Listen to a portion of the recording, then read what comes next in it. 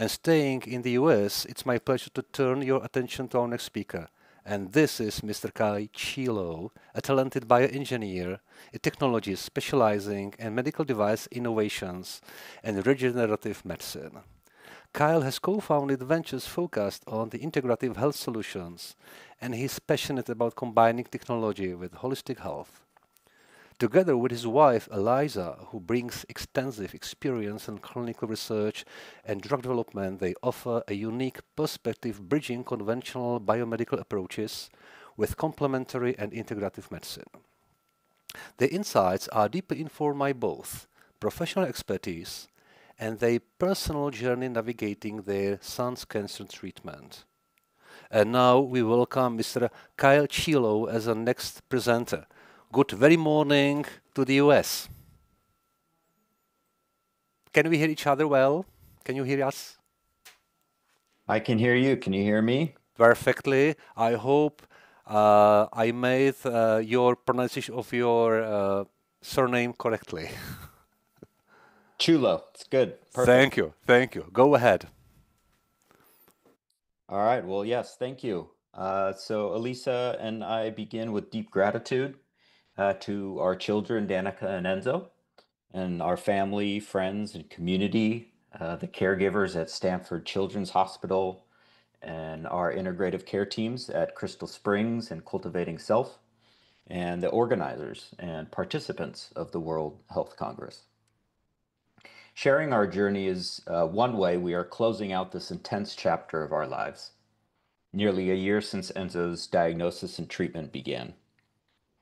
We also hope the story supports others, invites collaboration with practitioners, and helps us explore less toxic, more natural and empowering protocols should Enzo's cancer ever return, and for the many children and families navigating similar paths.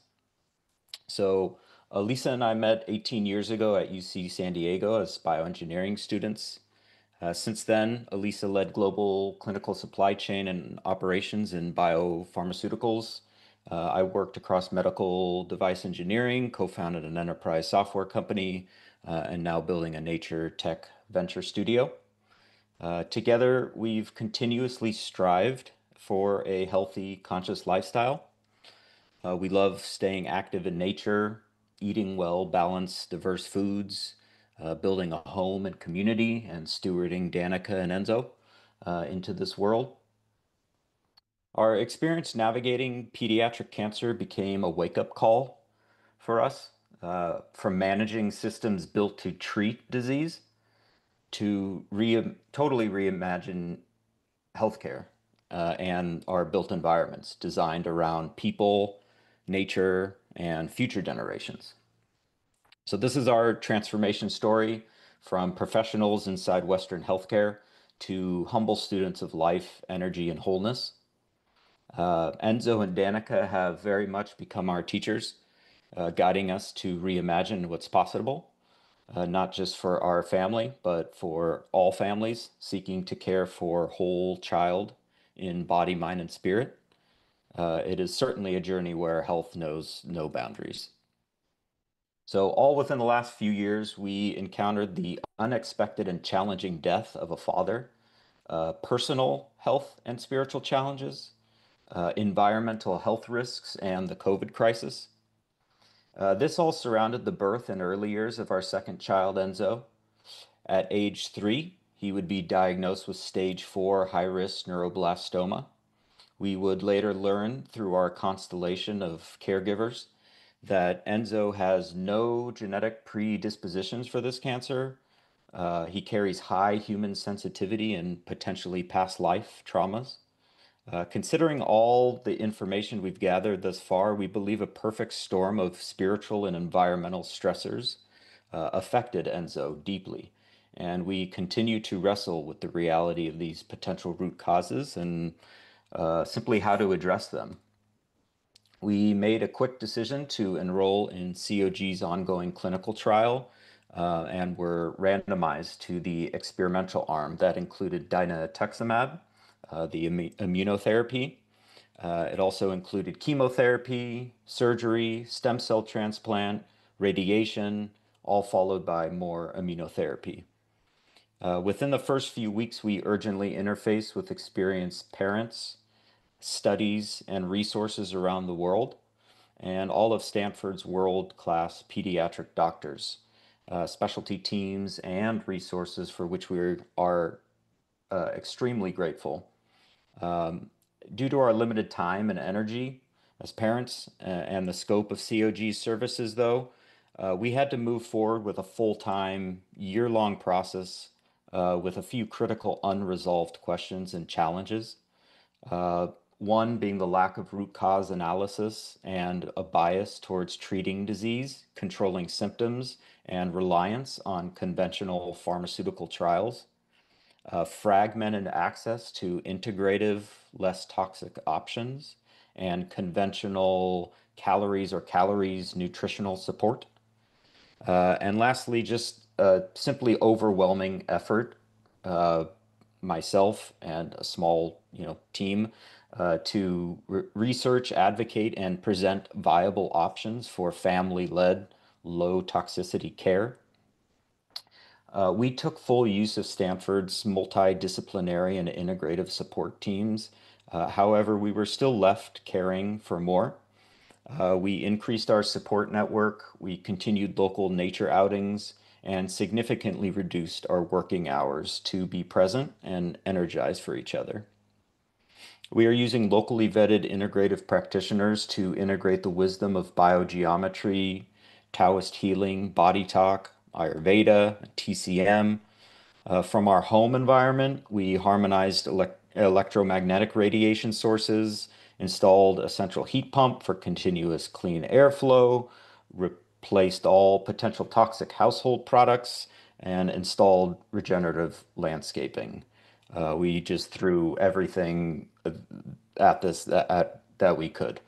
For food, the whole family eats well-balanced meals of home-cooked, seasonal, and local organic foods, and we sourced a whole food formula for Enzo when a feeding tube was needed.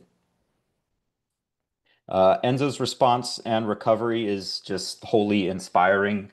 Just another day being a kid, moving through periods of extreme pain, exhaustion, bodily changes, relentless monitoring, new faces and emotions. His tumors and signs of disease reduced by 25 to 50% after just the first three chemoimmunocycles. He received remission status and a Curie score of 0 after surgery and 5 cycles of chemoimmunotherapy. Despite remission status, though, he also underwent 1 stem cell transplant and 12 doses of radiation. It's worth noting that we elected not to pursue the recommended second stem cell transplant based on toxicity and cost-benefit concerns. He is on track to complete final immunotherapy in November. Notable toxicities so far include hearing loss, likelihood of infertility, iron overload from blood transfusions, and occasional gut and leg pains. If we had earlier access to truly integrative support within the standard of care, we wonder if Enzo and our whole family could have experienced less suffering. Now, with hope and attention, we invite collaboration with integrative, holistic, and conventional practitioners to co-create more complete, less toxic, and child-centered healing pathways, not only for Enzo, but for future children and families facing neuroblastoma. So, in closing, this is also a call not just for system change, but for heart-centered care. We believe there's wisdom in both advanced science and ancient systems, and when they're in balance, children like Enzo can thrive more fully. We invite researchers, practitioners, policymakers to expand the field of pediatric oncology to include these integrative and natural approaches, holistic health profiling, and community-based healing. Again, we offer our story with humility and hope, not to blame, but to illuminate what's possible when we remember that health begins with wholeness, and that healing is a collective journey. So In the spirit of the World Health Congress, it's time to cooperate, collaborate for each other and for our children and for our home, the planet, Earth. Let's seek what unites us. Really appreciate it. Thank you.